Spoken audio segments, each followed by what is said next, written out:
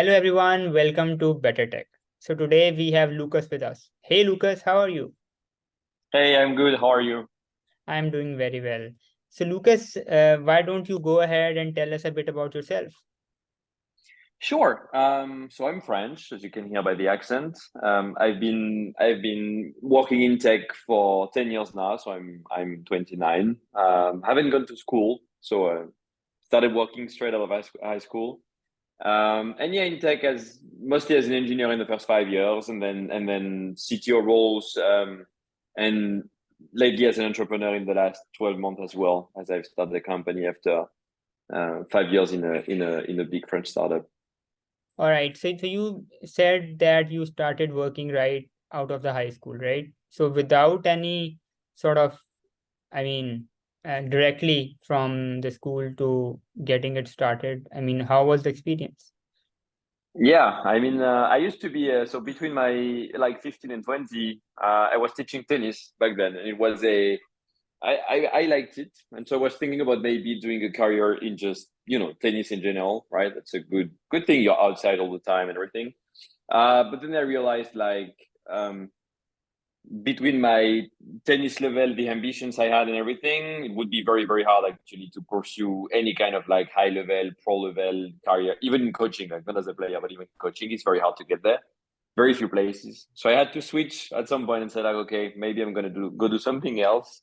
And one of my I wouldn't say passion. One of the things I like to do at home was like experimenting with the computer and do stuff like Okay, okay.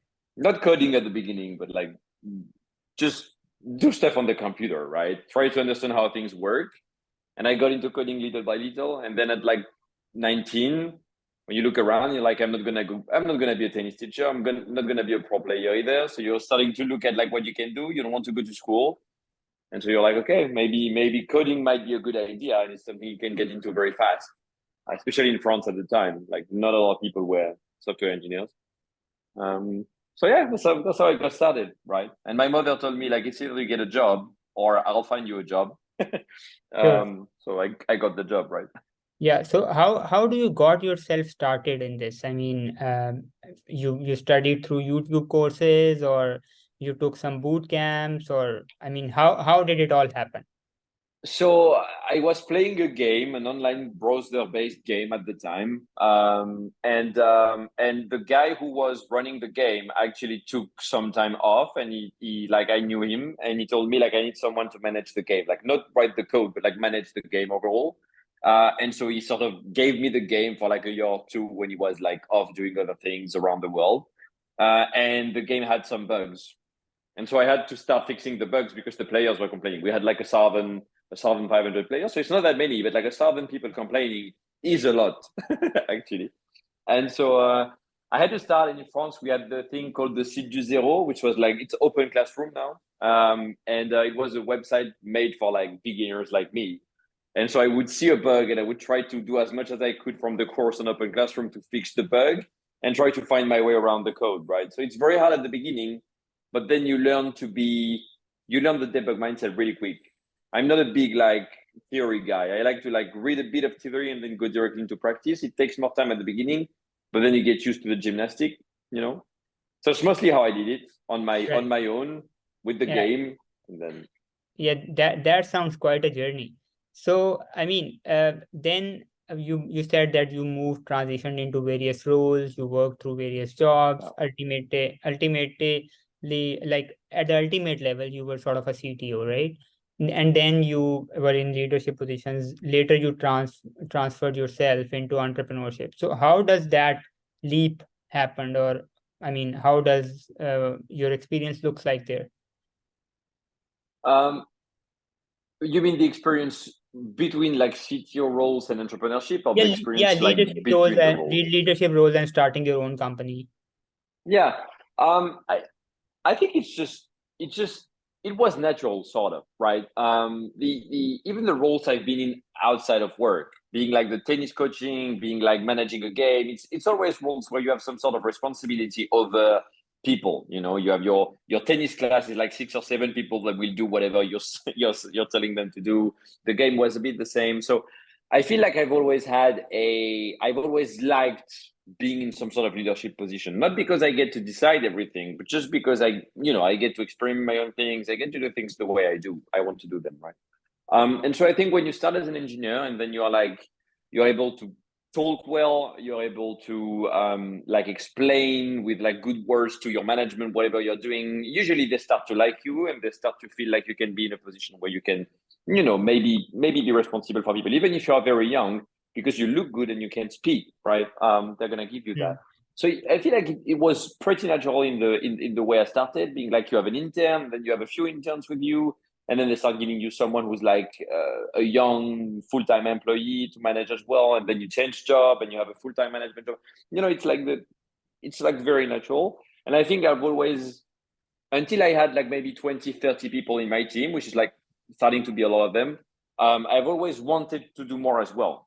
So I feel like it was natural. I wanted it. The companies I worked for wanted it as well. So it was like very natural to move, and it was like a slow linear move as well.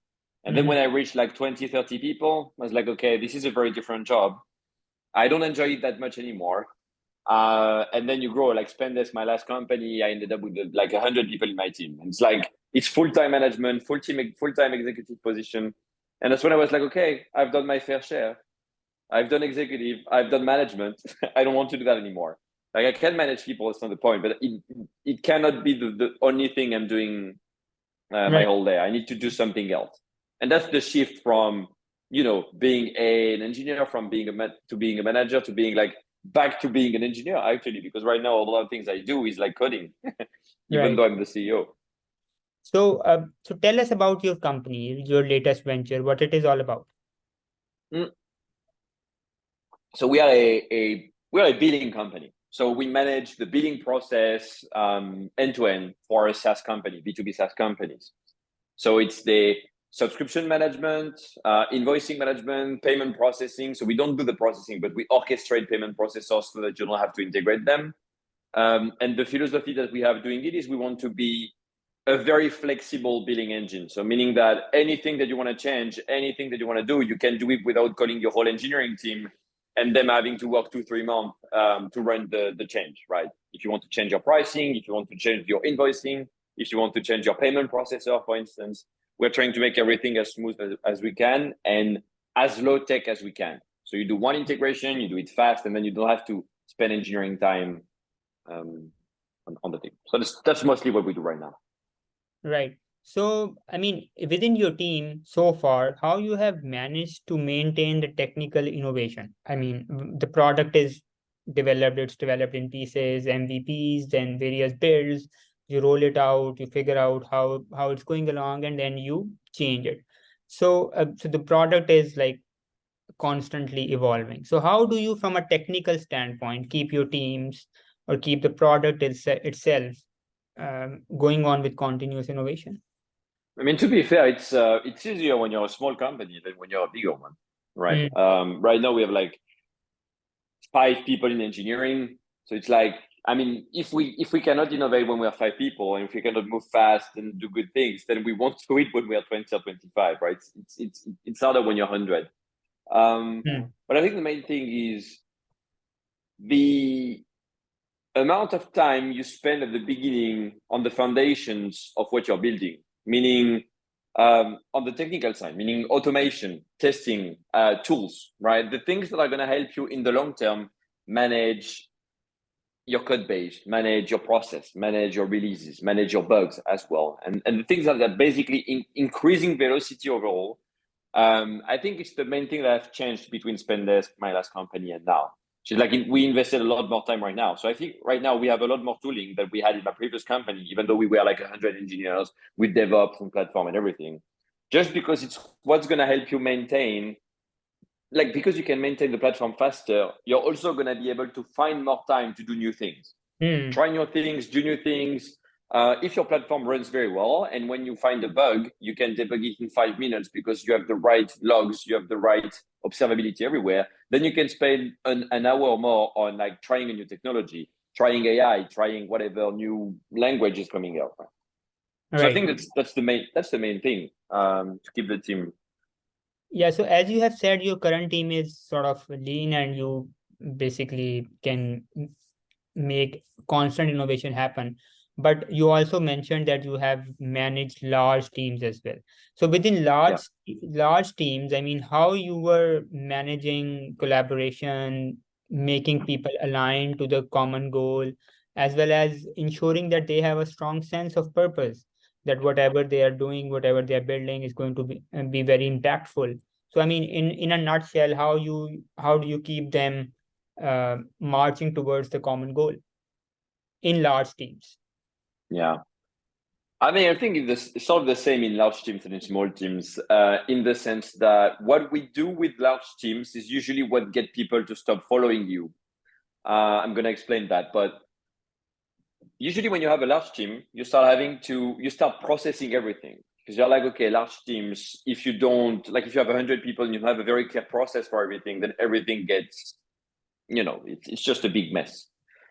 The thing is, if you do that, you're deshumanizing the relationship, right? Because everything is now processed, everything is now written in Notion notes, everything is now done through automation and like GitHub tickets, linear tickets, and through middle management as well. You start deshumanizing the vision, the leadership, everything, right? Because everyone answers to the process and no one answers to someone. And I think that's what we don't do when you're a small company, because you can't do it. You can't have a very big process for releases, right? It doesn't happen. You cannot spend 2 months fine-tuning your release process until you release something. You have to release it next week. So I think the main thing that I did at Spendesk that I would do now would be like to try to be as minimalist as we can on the process, on the management, on the frameworks that you're using, on everything.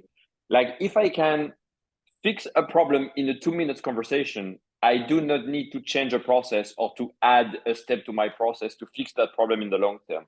Because the 2 minute conversation I'm going to have with whoever is in charge of the problem is going to be a lot more helpful in the long term, because that person knows, obviously they know who I am, but like they know what I think, they know why I want them to solve the problem. I can help them solve the problem as well. So I create a bond, I create a trust with that person, and I also create accountability. Because if there is a process managing everything, if there is a framework managing everything, no one is accountable for anything. The framework is, right.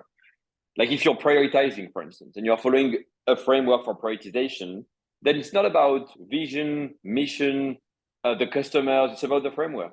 And so you don't have to think anymore. You just apply whatever rules you have to like RISE, for instance, for prioritization. So to me, I'm trying to have as little process as I can, as little frameworks as I can, just the bare minimum that we need to get going, and then prioritize discussion, clear explanation, meaning that we are doing this because of that, and this is backed by XYZ data that we have. And everything that I'm trying to explain to the team has to make sense for them, because I'm giving them data, because I'm like, giving them a simple explanation to whatever we are doing right now. Like, I think it's the main thing. You have a lot of things you can change, but like in the end, it's the main thing. They need to see you as a human being. They need to see the leadership as a human being in general, and they need to understand exactly why they are doing whatever they are doing. Why does this decision make sense? The main thing. Right. So, I mean, since you have been there for quite a bit, I mean, you have a ton of experience of managing like teams of various sizes, working in different companies. So, what change you have seen or noticed in terms of in terms of engineering culture? I mean, do you think the engineering culture within engineers have evolved? It has gone further. It's going towards a downward trend. How have you seen it evolving? I think there is 2 things that have changed massively in the last. I mean, I wasn't there before, like 10 years ago, so I don't know. But like in the last 5, maybe 4 or 5 years, one is remote, like remote to an extent where people are working with a 7 hours jet lag and 9,000 kilometers difference. They're not speaking the same language. They're not even speaking. None of them is speaking their native language. Like you have that a lot, right? And the second one is, I'm gonna say entitlement, but it's like how much the new people that are coming now to get a job expect is due to them by the company they're working with, right? I've been educated by parents who are like sort of old school in that way. It's like you're the boss and you answer to the boss, and the company will give you whatever they will give you, and you sometimes you can ask for a bit more, but like it's not due, right? And I think it's the two things that have changed. It's not related to engineering, but because of the profile of engineers, who are people that are more like software engineers are working for, most of them are working because they enjoy their job. They enjoy coding. So they've always associated the job as something that they enjoy, right? Compared to like a sales guy. No one enjoys sending thousands of emails, right? They enjoy, closing deals, making money, but like they don't enjoy the process usually, or at least less of them. Mm-hmm. And it's interesting because the impact on engineers of remote work and the everything around like what the company owes me has been a lot more visible than to other people, right? Because software engineers are like, I can work remotely, I want to work remotely, I don't want the constraint of not working remotely, I won't accept it now. And so I'm gonna work wherever I want. And so in Paris, we had a big migration from engineers who were in Paris, and now they're everywhere. They're in Portugal, they're in Spain, they're in Italy, they're wherever they want to be, but they're not in Paris, they don't want to come to the office anymore. And this has created an engineering culture in general that's a lot less humanized, sort of, as I mentioned earlier. It's way harder to build personal relationships, it's way harder to build bonds, and it's increased the impression that engineers are freelancers in the end. Even some of them that are full-time sometimes. Not all of them. We have a bunch of remote people in the company that are amazing and are really involved within the team. But a lot of them I've seen, especially in bigger companies, are more distant, less human, behaving more like freelancers than employees that are, really in the adventure with us. Right? So I think there are two main shifts that I've seen, and it's impacting engineers more because of the profiles of the people, right? The way they see work in general. Sure. So many times what happens is that engineers are a lot more focused on doing things which we call like engineering marvel, right? Yeah, They want to do things in a certain way which gives them satisfaction, etc. And absolutely. sometimes doing that actually is not very much aligned with the customer needs or demands. Sometimes it happens.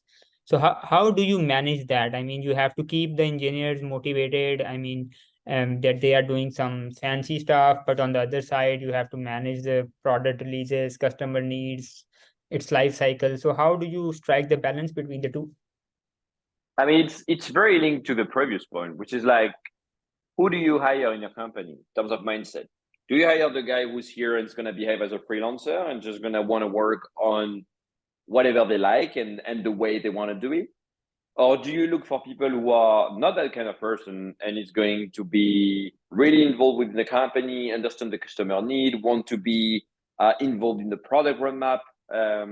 These are people who are usually uh, harder to manage in the way that they don't just do what they're told, right? They're going to want to understand, they're going to want to talk to the customer as well, they're going to want to have an input and then decision, but there are people that are also extremely useful because they are going to help you, they're going to be way more autonomous when you give them something to do, right? So I would say the first thing is hiring. You hire for the right mindset. You hire for the people who are going to be connected with whatever the company is trying to do and understand that it's not a playground for them to experiment. It's a real business and a real product that we are selling to real people, and that even though they need to find joy in their work, they also need to do whatever we need to do. And I think the other side is actually the complete opposite, is you need to give them something. I mean, it's a 50-50, it's a win-win, right? So they need to give you something, sometimes doing something quick and dirty because a customer needed, doing something that they don't want to do, like cleaning some code or refactoring something, just because we need it on the long term, right? It's important for the company. Or writing tests, it's the main example, writing a ton of tests, right? Mm-hmm. But then it's a win-win. So you need also to give them space to experiment. Like I spend a lot of time actually trying to know the engineers that are working with us a lot, so that when a feature comes up, like recently we had to build a front-end SDK with a bunch of components, right? And I knew a guy in my team, he's been working on boring stuff for a month and a half. And I knew a guy in my team, and I knew this was going to be a good thing for him. I knew he liked that some sort of stuff, right? And so it's also the win-win, right? He's been working on boring stuff, but then at the end of the boring stuff, you give him something that's really exciting for him and that he really loves doing. And so he spent like 2 weeks in a tunnel doing that. But he really enjoyed it. And so now he can accept that it's like, sometimes I work for the company even though I don't like it. And sometimes the company helps me by giving me something to do that's just cool, and not giving me too much oversight and too much like rules and frame on how I should do my stuff. Like I know how to do my stuff. Right. So, how do you keep yourself up to date with the latest stuff? I mean, there are a lot of things which are happening, and you have to do like continuous learning and be on your toes about what's happening out there. So, what keeps you Yeah. motivated to keep on I mean, learning? you have to choose but you have to pick your battles, right? You can be an expert in AI, an expert in infrastructure, and an expert in like. So I have chosen the sort of the places where I want to stay really sharp, and the places where I'm okay with like the ecosystem going a bit too far, a bit too fast for me. So um, I'm spending a lot of time on the code base right now. Still, I mean, it's a 12-month-old company, so we still have like I still have a lot to do. And I think for the next 6 to 9 months, I'm still going to be involved in tech. So it's helping me as well, getting sharper on the new stuff. Like I've been Okay, yeah, spending a lot of time in the new TypeScript versions, in the new like we've been using new platform as a service tools and everything. So I've been spending a lot of time on that. So it's helping me staying connected. And it's also about having discussions with the team pretty often. Like at Pendesk, I used to attend technical meetings with the team, okay, not necessarily to speak, not necessarily to be like we should do that, even though you're the boss, so they all look at you like, should we do that? I'm like, I don't know. You know better than me. You are the DevOps guy, right? So I'm not. But like sort of chatting with them and being like, what have you seen this week that's great? Like what's the new technology? What's the new trend that we should look at, right? As a leadership team. So it's all about being curious yourself, having a curious team that's going to push you ideas. They're going to push you too much, but that's fine. At least you're going to hear something is coming. And then it's also, I think, spending a bit of time outside of work on it as well. Like I'm trying to spend a few hours every weekend, whatever, just looking at like AI, for instance. I've been mm, late on AI, but still trying to look at like having enough knowledge of it so that I can make a decision whether or not we should use some of that into our workflow or not, right? Even though I'm not able to build anything with it or anything significant with it, still having some sort of sense, like, should we hire someone who knows how to do this, or is it something that's not important for us, right? sure. But it's time and energy. If it's not your passion, it's time and energy to just dig. So based on your experience and your career path and trajectory, I mean, what advice would you offer to entrepreneurs who are like new into the world of entrepreneurship and who are looking to solve some innovative or solve some problems through innovative solutions? I mean, what would your advice for them? It's a hard one, because I've not like, you should have someone who has like built 10 companies, 10 successful companies. Um, but the way I did it was I found the way I looked at, like, I need to find an idea, right? I want to build a company now. I need to find something to build a company with, right?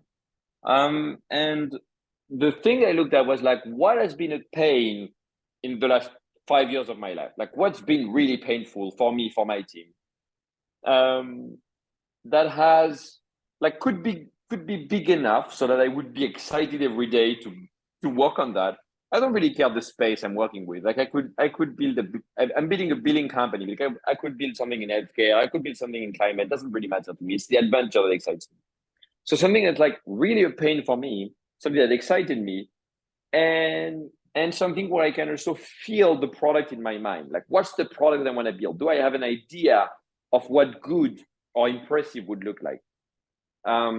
Because sometimes you have like, this is painful. Like, let's take climate change. Climate change is a big problem. I would get excited to work on that, but I have no idea how to solve the problem, right? I Yeah, have no product in my mind right now. Whereas billing, I had the product in my mind. Like I knew what I wanted to build and I knew how we could do it better. Then you have to execute, but I knew how I could do something better.